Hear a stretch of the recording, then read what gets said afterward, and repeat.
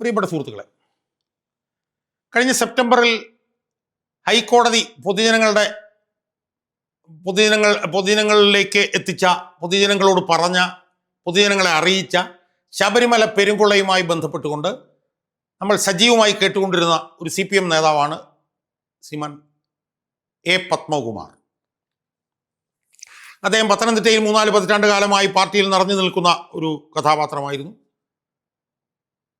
Party ജില്ലാ committee അംഗമായിരുന്നു. ചെറുപ്രായത്തിൽ തന്നെ കോന്നിയിലെ MLA ആയിരുന്നു. അദ്ദേഹം എനിക്ക് തോന്നുന്നത് ഇപ്പോൾ 2019-21 കാലഘട്ടത്തിലാണെന്നാണ് എൻ്റെ ഓർമ്മ. അദ്ദേഹം തിരുവിതാംകൂർ ദേവസ്വം ബോർഡിൻ്റെ പ്രസിഡൻ്റായി. അദ്ദേഹത്തെക്കുറിച്ചിട്ടാണ് കഴിഞ്ഞ 3-4 മാസക്കാലമായി നമ്മൾ നിരന്തരം കേട്ടുകൊണ്ടിരിക്കുന്നത്. ശബരിമല പെരുങ്കൊള്ള പുറത്തു വന്ന അവസരത്തിൽ അവിടെ ദ്വാരപാലക ശില്പങ്ങളിലും കട്ടളപ്പാളിയിൽ നിന്നും പിന്നെ സ്വർണം പൊതിഞ്ഞിരുന്നില്ല എന്നും ആ സ്വർണം പൂശിയാണ് ഉണ്ടായെന്നും അത് ചെമ്പാണെന്നൊക്കെ പറഞ്ഞിട്ടൊക്കെയുള്ള വിവാദങ്ങളൊക്കെ വന്നപ്പോൾ ഏറ്റവും പ്രധാനപ്പെട്ട ഒരു ചർച്ചാ വിഷയമായിട്ട് എ പത്മകുമാർ മാറിയത് എങ്ങനെയാണ് സുഹൃത്തുക്കളെ? എൻ്റെ ഓർമ്മ ശരിയാണെങ്കിൽ 5/7/2019 പത്മകുമാർ ദേവസ്വം ബോർഡ് പ്രസിഡന്റ് ആയിരുന്നപ്പോൾ എടുത്തൊരു തീരുമാനം, അതായത് ഈ ദ്വാരപാലക ശില്പങ്ങളിൽ സ്വർണം പൊതിഞ്ഞിരുന്നു എന്നുള്ളത് മാറ്റി ചെമ്പായിരുന്നു എന്ന് എഴുതി വെച്ച ആ ഒരു തീരുമാനം, അതായത് സ്വർണം ചെമ്പാക്കിയ ഒരു തീരുമാനം. ആ തീരുമാനം എടുത്തത് തിരുവിതാംകൂർ ദേവസ്വം ബോർഡിൻ്റെ ചെയർമാനായിട്ടുള്ള എ പത്മകുമാറിൻ്റെ നേതൃത്വത്തിലായിരുന്നു എന്നുള്ളിടത്തു നിന്നാണ് എ പത്മകുമാർ ഒരു വിവാദ കഥാപാത്രമായി മാറുന്നത്. നമുക്കറിയാമല്ലോ, സ്വർണം ചെമ്പാണെന്ന് പറഞ്ഞ് ഉത്തരവിറങ്ങുന്നു. ആ ഉത്തരവിറങ്ങിയതിനെ തുടർന്ന് ഉണ്ണികൃഷ്ണൻ പോറ്റി എന്ന് പറഞ്ഞ ആളെ ഇത് സ്വർണം പൂശാനെന്ന് പറഞ്ഞ് ഏൽപ്പിക്കുന്നു. അയാൾ പിന്നെ അത് കൊണ്ടുപോയി പൂശുന്നു, തിരിച്ചു കൊണ്ടിരുന്നു, അതിൽ സ്വർണം കുറയുന്നു. അതൊക്കെയാണല്ലോ പിന്നെ വലിയ വിവാദമായി മാറി. ആ വിവാദം അന്വേഷിക്കാനായിട്ട് കേരള ഹൈക്കോടതിയുടെ ദേവസ്വം ബെഞ്ച് ഒരു സ്പെഷ്യൽ ഇൻവെസ്റ്റിഗേഷൻ ടീമിനെ നിയോഗിക്കും. H. വെങ്കടേഷിൻ്റെ നേതൃത്വത്തിലുള്ള സ്പെഷ്യൽ ഇൻവെസ്റ്റിഗേഷൻ ടീം അന്വേഷിച്ച് വന്ന വഴിയിൽ വെച്ച്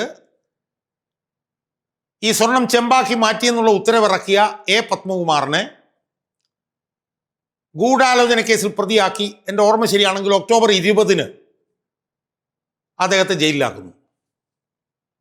കാരണം ഗൂഢാലോചന കേസിൽ അദ്ദേഹം പ്രതിയാണ്, ഗൂഢാലോചനയിൽ അദ്ദേഹം പ്രതിയാണ് എന്നുള്ള റിമാൻഡ് റിപ്പോർട്ടൊക്കെ വന്നു. അതിനെ തുടർന്ന് ഒക്ടോബർ 20 അദ്ദേഹത്തെ ജയിലിലാക്കും.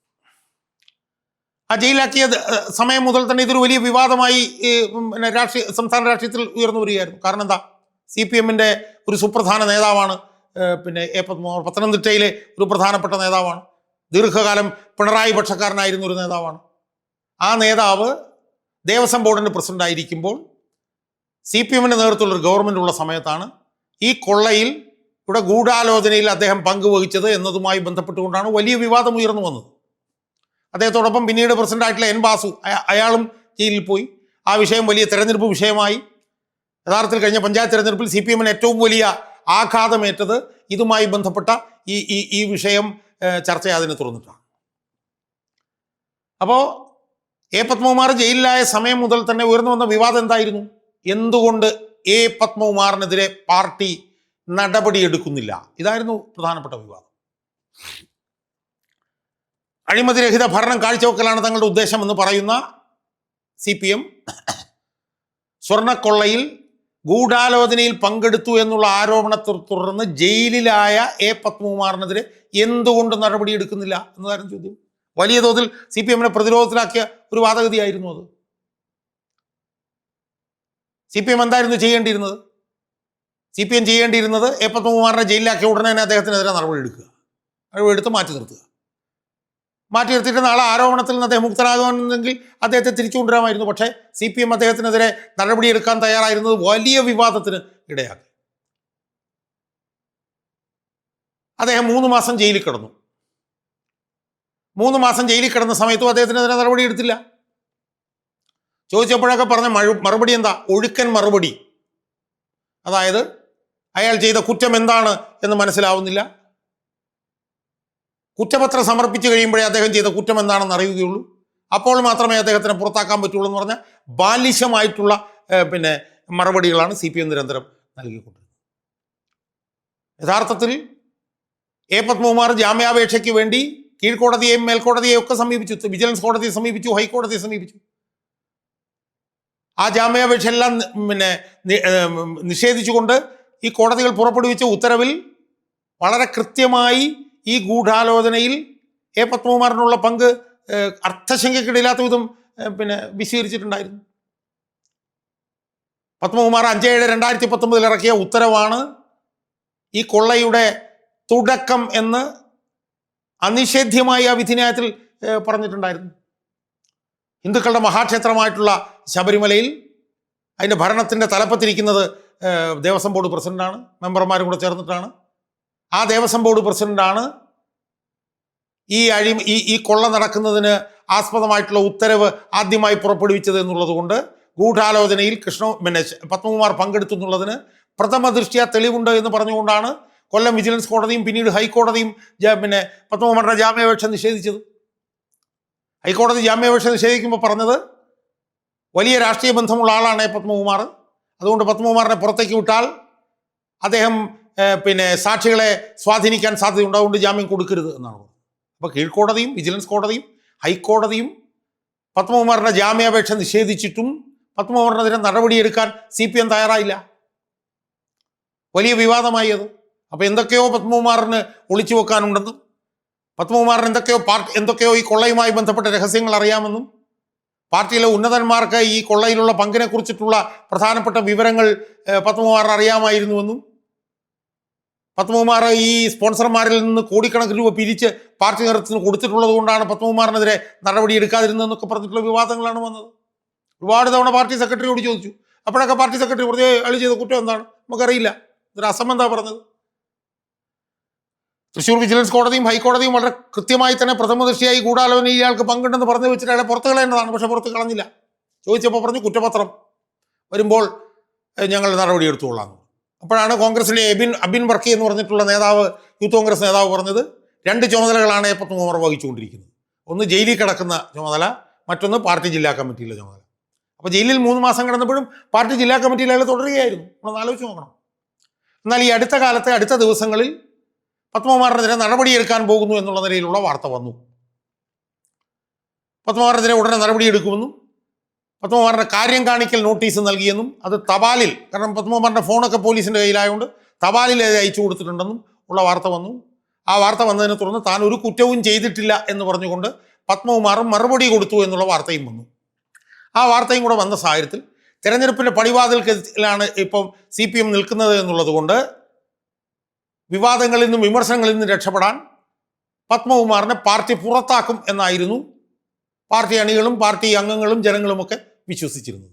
എന്നാൽ എന്താ സംഭവിച്ചത് മല എലിയെ പ്രസവിച്ചു എന്ന് പറഞ്ഞതുപോലെ പാർട്ടി കമ്മിറ്റി കൂടിയിട്ട് എന്ത് പറഞ്ഞു, പാർട്ടി ചുമതലകളിൽ നിന്ന് അദ്ദേഹത്തെ മാറ്റി നിർത്തും. പാർട്ടിയെ അയാൾക്ക് ഒരു സ്ഥലത്തും പ്രതിനിധീകരിക്കാൻ പറ്റില്ല, പാർട്ടിയുടെ പേരിൽ പോയി പ്രസംഗിക്കാൻ പത്മകുമാറിന് പറ്റില്ല. പക്ഷേ പാർട്ടിയിൽ നിന്ന് പത്മകുമാറിനെ പുറത്താക്കാൻ CPM തയ്യാറായില്ല. ഇത് വളരെ പ്രസക്തമായൊരു വിഷയമല്ലേ സുഹൃത്തുക്കളെ. തെരഞ്ഞെടുപ്പിന് പടിവാതിൽക്കലെത്തി നിൽക്കുമ്പോൾ പോലും തെരഞ്ഞെടുപ്പിൽ ഈ വിഷയം തങ്ങളെ വളരെ ദോഷകരമായി ബാധിക്കും എന്നറിയാമായിരുന്നിട്ട് കൂടി തെരഞ്ഞെടുപ്പിന് ഏതാനും ദിവസങ്ങൾ മാത്രം ബാക്കിയുണ്ടായിരുന്ന സമയത്ത് പോലും ഈ പത്മകുമാറിനെ പാർട്ടിയിൽ നിന്ന് പുറത്താക്കാൻ CPM ധൈര്യപ്പെട്ടിട്ടില്ലെങ്കിൽ അതിൻ്റെ പുറകിൽ എന്തോ വലിയൊരു രഹസ്യം ഒളിഞ്ഞു കിടപ്പുണ്ടെന്നുള്ളത് ഉറപ്പല്ലേ സുഹൃത്തുക്കളെ. ഞാൻ നേരത്തെ പറഞ്ഞ പോലെ കൊല്ലം വിജിലൻസ് കോടതി ഹൈക്കോടതിയും ഈ ശബരിമല പെരുങ്കൊള്ളയുമായി ബന്ധപ്പെട്ടിട്ടുള്ള ഗൂഢാലോചനയിൽ പ്രഥമ ദൃഷ്ട്യാ തന്നെ പത്മകുമാറിന് പങ്കുണ്ടെന്ന് അവരുടെ വിധിന്യായത്തിൽ പറഞ്ഞു വെച്ചിട്ടുള്ളതാണ്. ഈ ക്രൂരമായിട്ടുള്ള കുറ്റത്തിൽ അതിൻ്റെ ഗൂഢാലോചനയിൽ പത്മകുമാറിന് പങ്കുണ്ട് എന്ന് പ്രഥമ ദൃഷ്ട്യാ തെളിഞ്ഞിരിക്കുന്നുവെന്ന് കൊല്ലം വിജിലൻസ് കോടതി പറഞ്ഞതാണ്. ഇയാൾ രാഷ്ട്രീയ സ്വാധീനം ഉള്ളതുകൊണ്ട് ഇയാൾ പുറത്തിറങ്ങിയാൽ സാക്ഷികളെ സ്വാധീനിക്കാൻ സാധ്യതയുണ്ട്, അവിടെ ജാമ്യം കൊടുക്കരുതെന്ന് പറഞ്ഞ് ഹൈക്കോടതിയും ജാമ്യം നിഷേധിച്ചതാണ്. അവസാനം എങ്ങനെയാണ് ഇയാൾ പുറത്തിറങ്ങിയത്? 90 ദിവസം കഴിഞ്ഞിട്ടും SIT കുറ്റപത്രം സമർപ്പിച്ചില്ല. അങ്ങനെയാണ് ഇയാൾ പുറത്തിറങ്ങുന്നത്. അങ്ങനെ പുറത്തിറങ്ങിയ ആഴ്ചകൾ കഴിഞ്ഞിട്ടും ഒരു തെരഞ്ഞെടുപ്പിൻ്റെ പടിവാതിൽക്കൽ നിൽക്കുമ്പോൾ പോലും പത്മകുമാറിനെതിരെ നടപടിയെടുക്കാൻ CPM ധൈര്യപ്പെട്ടിട്ടില്ലെങ്കിൽ ശബരിമല പെരുങ്കൊള്ളയുമായി ബന്ധപ്പെട്ടുകൊണ്ടുള്ള കൊള്ള മുതലുകൾ അയാൾ CPM നേതൃത്വവുമായി പങ്കുവഹിച്ചിട്ടുണ്ട് എന്നുള്ളതല്ലേ അത് കാണിക്കുന്നത്. കാരണം പഞ്ചായത്ത് തെരഞ്ഞെടുപ്പിൽ ഇവർക്കെതിരെ നടപടിയെടുക്കാതിരുന്നത് ദോഷകരമായി ബാധിച്ചതാണ് CPM-നെ. അങ്ങനെ പഞ്ചായത്ത് തെരഞ്ഞെടുപ്പിൽ ഈ കുറ്റം ചെയ്തവർക്കെതിരെ ഗൂഢാലോചനയിൽ പങ്കെടുത്തവർക്കെതിരെ നടപടി എടുക്കാതിരുന്നത് തങ്ങളെ ദോഷകരമായി ബാധിച്ചുവെന്ന് ഉറപ്പുണ്ടായിരുന്നിട്ട് കൂടി പാർട്ടി അതിനിർണായകമായിട്ടുള്ളൊരു തെരഞ്ഞെടുപ്പിന് ഏതാനും ദിവസങ്ങൾ മാത്രം ബാക്കി നിൽക്കുന്ന സമയത്ത് പോലും പത്മകുമാറിനെതിരെ നടപടിയെടുക്കാനുള്ള ധൈര്യം ഈ പാർട്ടി നേതൃത്വത്തിന് ഇല്ല എങ്കിൽ അത് 2 കാരണങ്ങൾ കൊണ്ടാണ്. ഒന്ന്, ഞാൻ നേരത്തെ സൂചിപ്പിച്ചതുപോലെ അതിൻ്റെ കൊള്ള മുതൽ പാർട്ടി നേതൃത്വവുമായി അയാൾ പങ്കുവച്ചിട്ടുണ്ടാവണം. അല്ലെങ്കിൽ ഈ കൊള്ള നടത്തിയിട്ടുള്ള കുറ്റവാളികളിൽ നിന്ന് കോടിക്കണക്കിന് രൂപ പാർട്ടിക്ക് വേണ്ടി പിരിച്ച് അയാൾ പാർട്ടി നേതൃത്വത്തിന് കൊടുത്തിട്ടുണ്ടാവണം. അയാൾ പല സ്ഥലത്ത് അങ്ങനെ അയാൾ പറഞ്ഞു എന്നാണ് എനിക്ക് കേൾക്കാൻ കേട്ടുകേഴ്വി മാത്രമാണ്. 5 കോടി രൂപ 10 കോടി രൂപ ഒക്കെ ഞാൻ പിരിച്ചു കൊടുത്തിട്ടുണ്ട്, അതുകൊണ്ട് എനിക്കെതിരെ ഒരു നടപടിയും വരില്ല എന്ന് അയാൾ പല സ്വകാര്യ സംഭാഷണങ്ങളും പറഞ്ഞതായി പാർട്ടി നേതാക്കന്മാർ തന്നെ അടക്കം പറയുന്നുണ്ട്. അപ്പോൾ അതുകൊണ്ട് ഞാൻ കൂടുതൽ ദീർഘിപ്പിക്കുന്നില്ല. ഈ തെരഞ്ഞെടുപ്പ് അടുത്ത് നിൽക്കുന്ന ഈ സമയത്ത് പോലും ഈ ഗൂഢാലോചനയിൽ പ്രഥമ ദൃഷ്ടിയ പങ്കുണ്ടെന്ന് ഒന്നിലധികം കോടതികൾ പറഞ്ഞ 3 മാസം ജയിലിൽ കിടന്ന എ പത്മകുമാറിനെതിരെ നടപടിയെടുക്കാൻ CPM മടിക്കുന്നുണ്ടെങ്കിൽ 2 കാരണങ്ങൾ കൊണ്ടാണത്. ഒന്നുകിൽ കൊള്ള മുതൽ പങ്കുവച്ചിട്ടുണ്ടാവണം, അല്ലെങ്കിൽ ഈ കുറ്റം ചെയ്തിട്ടുള്ള